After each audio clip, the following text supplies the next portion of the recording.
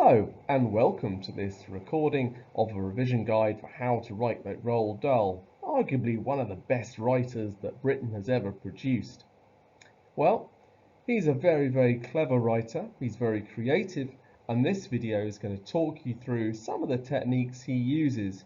Whether that be because you're just listening in to make sure you just improve your own writing, or indeed if you're getting ready for some kind of GCSE style test. So, for those of you listening who are indeed setting yourself up ready to do a fantastic piece of creative writing or prose writing for a test, here might be the criteria you'd be up against. I'd imagine if different tests are very similar. So on the left-hand side, you've got its originality and imagination, and on the right-hand side, you've got the more technical aspects, little things like spelling, paragraphing, variety of sentence structure. Top band there is your kind of grade 9 and the bottom there is kind of your grade 3. You'll quickly work out that because Roald Dahl is such an engaging writer and it loves exaggerating his characters and situations, that he hits many of these top criteria, and that's why his writing is just so successful. Now let's take a look then at one of his most famous works. What we're looking for here is how imaginative and interesting and creating and of course exaggerated his characters are. Now he often likes taking people in control and turning them into the evil bad guy of his piece of writing. The Twits are a really good example of that. Two parent style people who love unpicking each other and having a go at each other for hilarious results. Of course, his writing is filled with effective description, and the Twits, as I've said, are a really good example of this.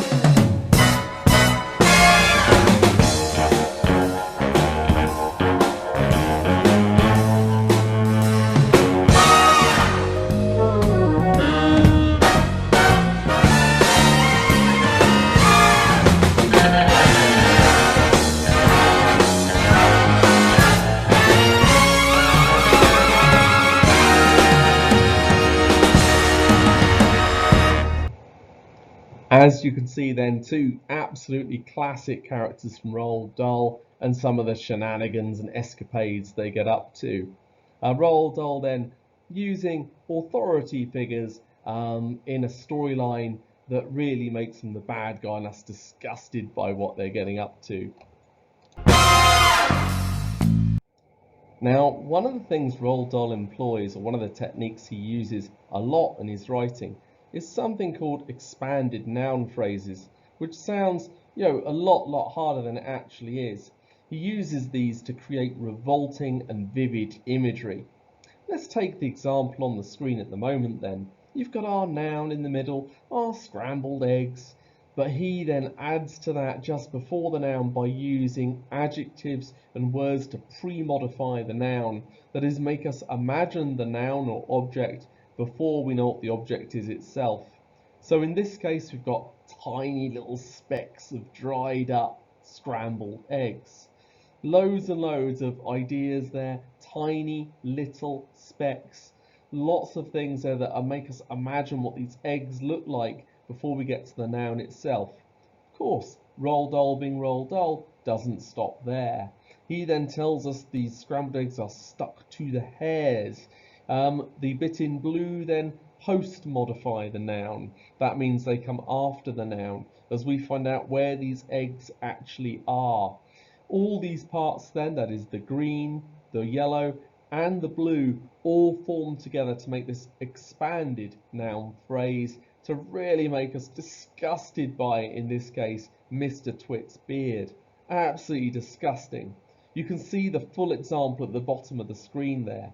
Mr. Twit used his disgusting, dirty, dishevelled hands to wipe away his greasy, dirty, long, brown, curly beard, and found lodged there a piece of congealed, greasy brown chicken liver they'd eaten for tea just 3 days ago.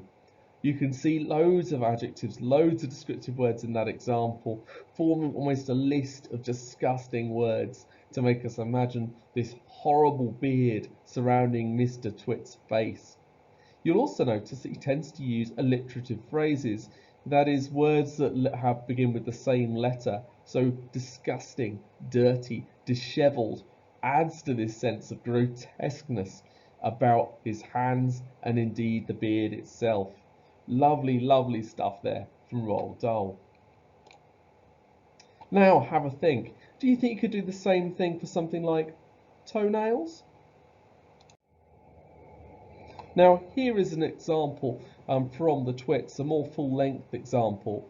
You can see little bits here in yellow where I've highlighted another classic Dahlian, as I call it, technique. He often links back to the reader quite a bit of the time. So, as you know, an ordinary, unhairy face like yours or mine simply gets a bit smudgy if it's not washed often enough, and there's nothing so awful about that. But a hairy face is a different matter. Things cling to hairs, especially food. Things like gravy go right in amongst the hairs and stay there. You and I can wipe our smooth faces with a flannel and we quickly look more or less all right again, but the hairy man can't do that.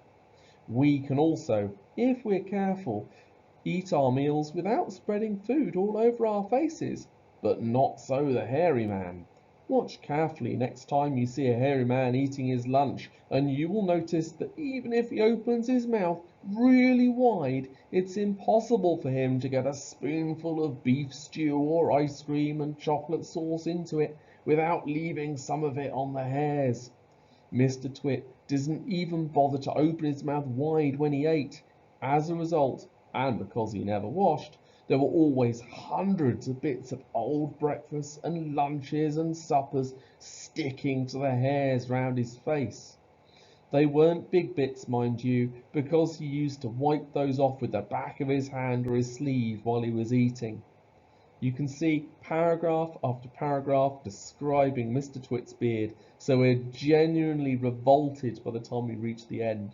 It's the equivalent of writing a whole page just about this very, very important and very, very in-depth part of Mr. Twit's face.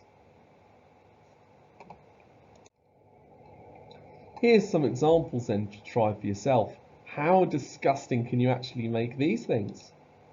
We have a boil on sunburnt skin. We have a scab. We have some horrible, manky, unwashed teeth. Imagine the description that could be used for each one of these, or if you put them together on the same human being. Gross. Now we've covered some of the basic techniques he uses. I say basic, but obviously really effective. We've looked at how much detail goes into different parts of the human face. We've looked at his use of expanded noun phrases. We've looked at his use of alliterative phrases. Now let's start looking a bit at the characters he chooses to use. A classic example from the picture on the screen there of Miss Trunchbull. This is an example from the book Matilda then, describing Miss Trunchbull, the headmistress of Matilda's school. While you read that through, think about all the adjectives that are used to describe her. While you're watching that, you'll see a mini reminder on the film clip there to just remind you of exactly how bad this monster of a character actually is.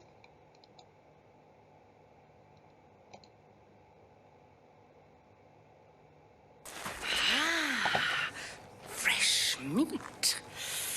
Amanda Thrip. Yes, Miss Trunchbull? What are those? You mean my pigtails? Are you a pig, Amanda? Do I allow pigs in my school? Your mommy is a twit. I'll be watching you, all of you, and especially you.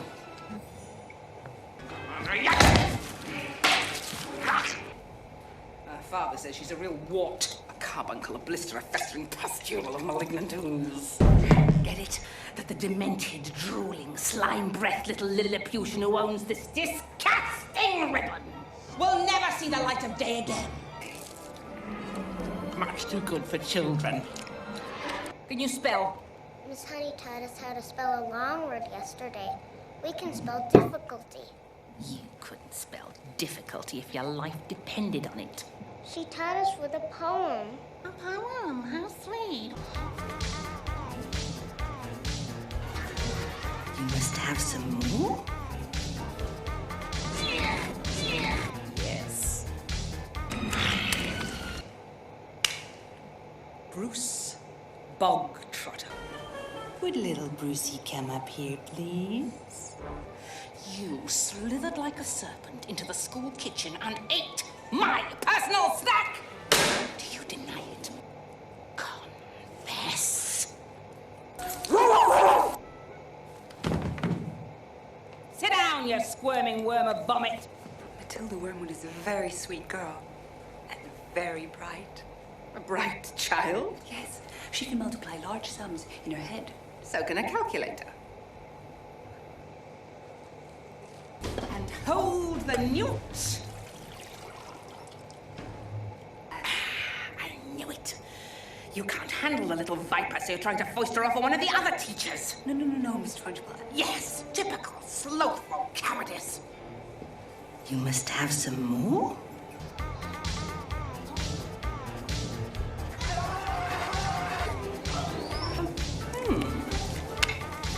I like a joke as well as the next fat person.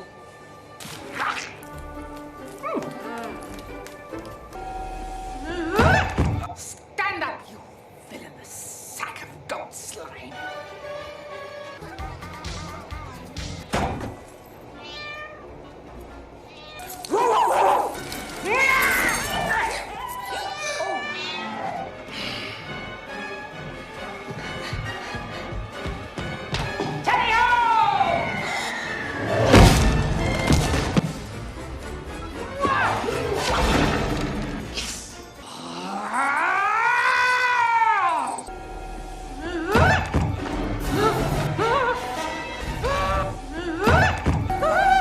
Leave me alone!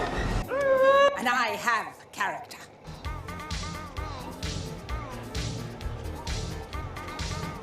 You must have some more? As you can see then, a giant of a woman, and Roald Dahl's adjectives really exaggerate that. So Miss Trunchbull, the headmistress, was something else altogether. We can't even imagine how big or huge this woman actually is. She's a gigantic, holy terror, a fierce, tyrannical monster who frightened the life out of pupils and teachers alike. If you look at his word choices there, gigantic, tyrannical, we're supposed to imagine a beast of a woman, someone who is almost dangerous in terms of her size. There was an aura about her, even at a distance, and when she came up close, you could almost feel the dangerous heat radiating from her, as from a red-hot rod of metal. You can see he uses similes there, as from a red-hot rod of metal, and he's describing how other people react to her as a person. That way we get a sense of how much atmosphere is created when she walks into a room. When she marched, notice wording there, not walked, marched, Miss Trunchbull never walked. She always marched like a stormtrooper with long strides and arms swinging. When she marched along a corridor, you could actually hear her snorting as she went. As if a group of children happened to be in her path, she ploughed right through them like a tank, with small people bouncing off her left and right. We've got this authority figure then, described in a lot of detail, as we'd expect. And this person's described almost in a comic way, as if we're almost meant to find her hugeness and her ferocity funny. Notice the word marched is repeated throughout the paragraph. It's an easy word, marched. Most people listening to this would know what that word meant, and he repeats it to give this sense of the military, someone who can't be stopped, someone who's constantly going to war, like a soldier who continues to follow orders. So we can see there lots of detail, lots of adjectives all linked together to suggest what kind of character this is. Here is then the same example on the right hand side, but this is now compared with the student's example on the left. The left one is someone who's trying to create a character but not necessarily succeeding. So we've got Miss Trunchbull was a headmistress. She was very mean to all the children in school. Everyone was scared of her, even the teachers. She walked down the corridors in a very angry way, making lots of noise as she went. Very basic. Has thought about the right ideas, this student, but hasn't really thought how best to actually describe it, to show, not tell. And that's a prime example of a really good technique to use in any kind of creative writing. Don't tell us that she walks down the corridors in an angry way. Show it. Show that through the word choices like marched, and show us through the repetition, and show us how other people react to this person as she's walking in an angry way.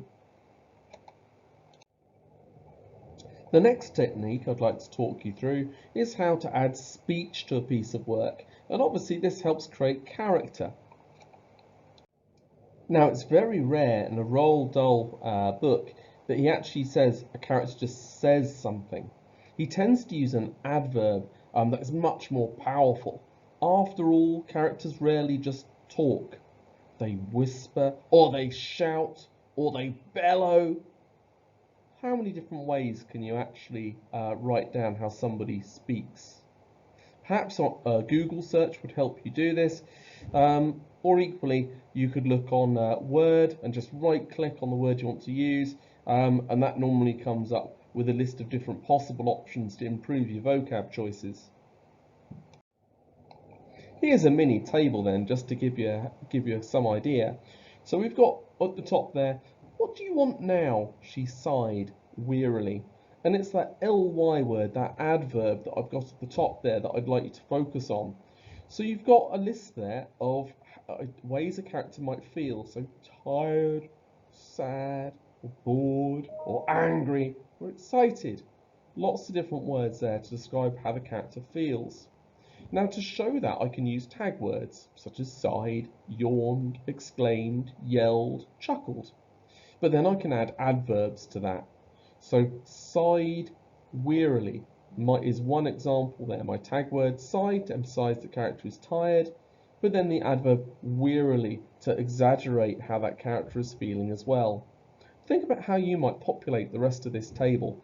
There are loads of words you could choose, so this is another activity you could potentially do for yourselves to really improve your writing. Now let's move on to the techniques then of speech itself. You can see an example, a character yelling, "My leg really hurts!" exclamation mark, and then underneath it's got an example of how you'd actually write it in a book. Remember, this isn't a script you're actually writing, it's part of a novel or short story. The first thing you do is add a speech mark before the first word the character says. You then add the punctuation mark to show how this speech would be said before the closing speech marks. And then you say whoever said the speech itself, and make sure you got a full stop at the end. So three quick, easy ways then to make sure your speech is punctuated accurately. Now let's look how this is used in Matilda. Look closely at the vocab he uses inside the speech marks, as well as the tag words that Roald Dahl chooses. In this extract, Miss Trunchbull visits Miss Honey's lesson to check on the children's learning. Nigel is standing on one leg, facing the wall, because he's upset Miss Trunchbull. Miss Trunchbull's dangerous glittering eyes roved round the classroom. "You," she said, pointing at the tiny and rather daft little girl called Prudence. "Spell difficulty." Amazingly, Prudence spelt it correctly and without a moment's hesitation. The Trunchbull was properly taken aback. "Mmph," she snorted. "And I suppose Miss Honey wasted the whole of one lesson teaching how to spell that one single word?" "Oh no, she didn't," piped up Nigel.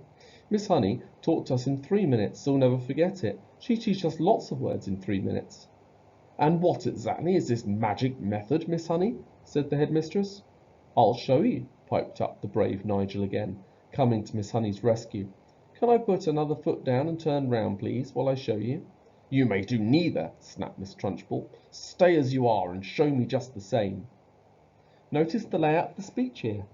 Different characters speaking on different lines, characters interrupting their own speech with some tag words to describe how it's being said and who it's being said to. If you took this as an example then, for how to write good speech, this certainly is an excellent example from Roald Dahl. Let's look in a bit more depth then at some of the rules for writing speech. On the screen at the moment are the basic rules, the simple ones, the ones you can't really afford to get that much wrong. So rule 1, a direct quotation begins with a capital letter. Rule 2, when writing dialogue, all the punctuation marks at the end of the quotation go inside the quotation marks. And rule 3, use a new line when a different person begins to speak. I've included some examples there of roughly what I mean. Please pause the video now if these are new to you, jot down the examples and maybe think of some of your own to use in your own Dullian story. Here then are the slightly more advanced ones, rule number 4 and rule number 5. Rule number 4, do not put a full stop at the end of a quotation followed by things like she said, mum asked, he explained, etc. Use commas, question marks and exclamation marks, but not full stops. Full stops end sentences, so they don't belong at the end of your speech, they belong after the person has spoken. You can see examples of what I mean there on the screen. Rule number 5. When a quotation is interrupted into two parts with words like he asked or the teacher demanded, the second part begins with a lowercase letter. After all, you're continuing the sentence that was begun in the speech originally. Now this rarely happens in students' work. They rarely dare to actually interrupt their own speech with things like the teacher demanded. But it is a really, really good technique to use that demonstrates a much higher, a much cleverer writing style. I strongly recommend you try it. Let's take another look then at the extract from Matilda. You can see it on the screen there with different parts highlighted in different colours. Dahl has really looked into how to create a character that's intimidating and nasty by using describing words. We've got there dangerous, glittering, and then the opposite, tiny and rather daft, to describe the little poor student she's talking to. He's also thought about effective words to use. So we've got the word snorted there to describe how Miss Trunchbull speaks, and the pupil's speech were used, highlighted by the word piped there, as if Nigel is almost too scared to say what he thinks. Of course, Roald Dahl doesn't do this by accident. He planned and selected the right words to use to get the effect he wanted. Please look at your work. Think about how you've used a speech and how you've described that speech to help us really understand those fantastic characters that you will have created. Here is the example in full. You can see that each piece of speech is on a different line and they're different lengths. The danger in a story is to have each character simply say a sentence. Now we know in real life that's simply not true. Different people speak for different lengths of time depending on how much information they want to give. Roald Dahl does the same thing. All good writers do that with having characters say different lengths of speech. You notice some are 3 lines long while others are just a sentence. This shows a range of paragraph structures and is important to keep the writing interesting and engaging for the person reading. Sometimes then describe a lot, but sometimes just leave it as the speech itself and who says it. The best answers or the best stories, the most engaging stories, will probably do both. Advice number 3 then. Roald Dahl loves his food. Here is an example from George's Marvellous Medicine to show you what I mean. We've got George in a kitchen cooking this medicine for his grandma. Little does she know what's actually inside it. The last paragraph on the screen highlights exactly how much detail he puts into this particular recipe. Soon the marvellous mixture began to froth and foam. A rich blue smoke, the colour of peacocks, rose from the surface of the liquid, and a fiery, fearsome smell filled the kitchen. It made George choke and splutter. It was a smell unlike any he'd smelled before. It was a brutal and bewitching smell, spicy and staggering, fierce and frenzied, full of wizardry and magic. Whenever he got a whiff of it up his nose, firecrackers went off in his skull and electric prickles ran along the backs of his legs. It was wonderful to stand there, stirring this amazing mixture and watch it smoking blue and bubbling and frothing and foaming as if it were alive.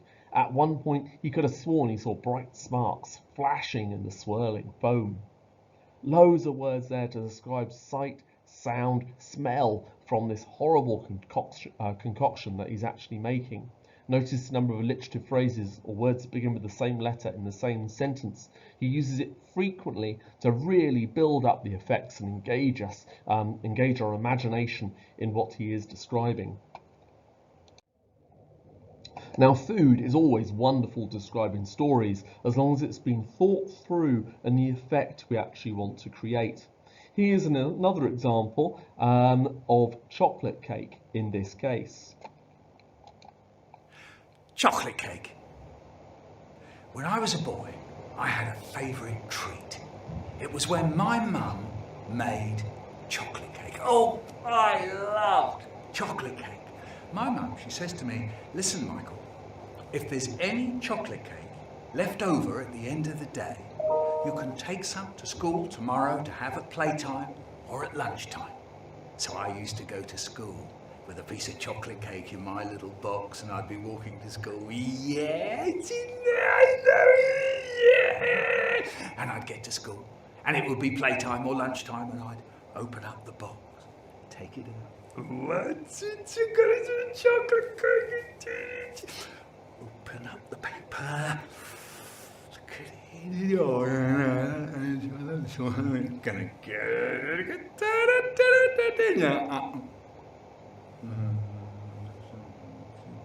Yeah, I love it.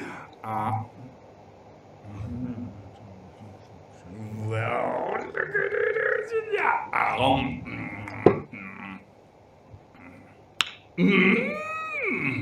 I loved my mum's chocolate cake, yes. And one time there was some chocolate cake left over at the end of the day, and I went to bed, and I was fast asleep. And then, in the middle of the night, I woke up and I thought, chocolate cake. Maybe I could go downstairs and have a little look at it. No one would know. So I got up out of the bed. Shh, I mustn't wake my brother up.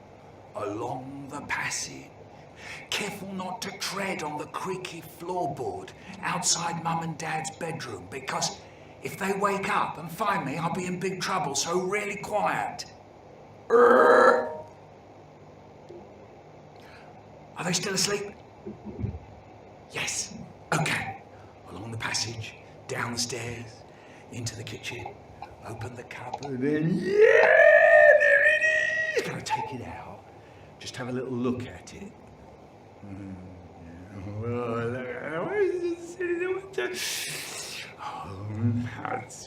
And then I notice some little crumbs on the plate. So I think if I lick the end of my finger, I could pick up some of those crumbs, and no one would know anything about it. Oh yeah, a little so sticky.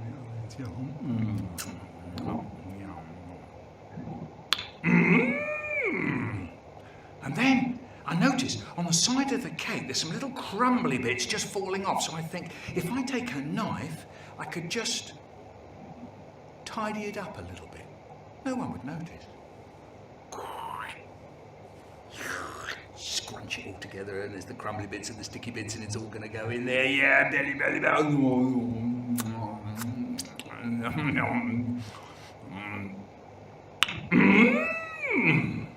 And then I notice that as I've tidied it up a little bit over here, then maybe I could just even it up a bit over here. So I take the knife again, and this time through the crispy icing on the top, through the squashy icing in the middle, And I've got a whole slice this time.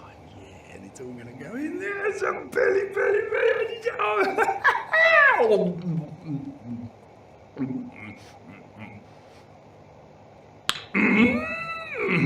And now I've got the taste of it in my mouth and I can't stop myself, so I go, and I got all these slices and I go, I can't stop myself.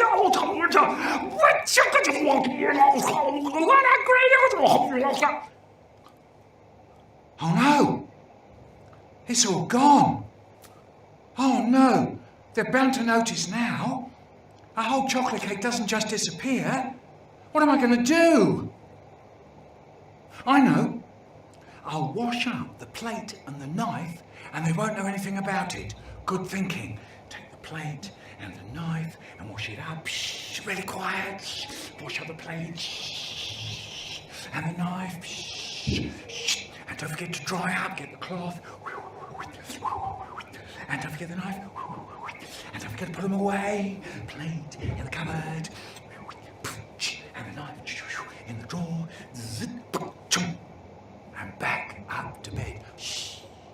Up the stairs. Along the passage. Now I know where the creaky floorboard is now, so all I've got to do is tread over it, because if I tread on it and it makes a noise, I am dead.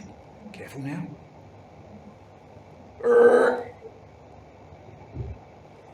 Are they still asleep? Yes, it's okay. Into the bedroom, into bed, under the covers. Nice, warm feeling, chocolate cake in my belly, goody. And I go to sleep. In the morning, I get up and I go downstairs and I'm having my breakfast. And Mum is busy over there and she's busy over there. And then she says, oh, Michael, don't forget your book folder. She hands me my book folder. And I'm busy having my breakfast, she's busy over there, she's busy over there. And then she says, oh, Michael, there's something else, there's something nice. There's some chocolate cake left over from yesterday for you to take to school today. And I went, right. And she says, what's the matter? You usually jump at the idea of having chocolate cake. And I went, no, it's all right. It's okay. And she's looking at me very closely, just here. And she says, what's that? I said, what's what? She said, it's not chocolate cake, is it? And I said, oh. And she went over to the cupboard.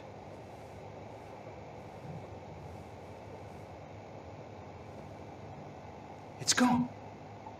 The chocolate cake's gone. You haven't eaten the whole of the rest of the chocolate cake, have you? And I said, I don't know. You don't know, she said, you don't know. I don't believe a word of it. Now, off you go to school. No, before you go to school, go upstairs to the bathroom and wash your dirty, sticky face. I went upstairs to the bathroom and I looked in the mirror and I saw it just there. Chocolate smudge. Chocolate blob. And I looked at it and I thought, maybe next time we have chocolate cake, she'll forget about it. Do you think she will? As you can see then, the wonderful, expressive Michael Rosen describing his experience as a child with a chocolate cake. Many of the techniques that Roald Dahl uses were employed by Michael there. The setup, this child who wants to eat this gorgeous, lovely chocolate cake, his experience of eating it and the description of the food and the dialogue then between him and his mum as he tries to cover up the secret. Imagine then if you describe this child, describe the mum in a Dahlian sense of being this parental, quite strong figure, how you could easily turn that into a mini short story, very much like Roald Dahl's own works. You can now see on the screen a little planning grid to guide you how to write about food. In this case, I'll put a dinner lady serving slop in the centre to give you an idea of a possible character you could use in some of your own writing. You can see I've put thought bubbles around the outside just to give a sense of the kind of thing I want to describe in my work. So we've got smells, sounds and sights that I could use to describe the meal, the colours, adjectives to describe the meal itself, alliterative words, and we know that's important in Roald Dahl type writing, and we've got metaphors, verbs there to describe how it would be eaten, and of course a little box at the bottom for any other ideas you might have. A really quite nice little planning grid there to really sort of plan out how you might describe food in your Dullian story. Thank you very much then for listening to this video. I really hope you found it useful, and don't forget to click subscribe at the bottom if you would like more of the same. Thank you very much then for listening, and have a good day.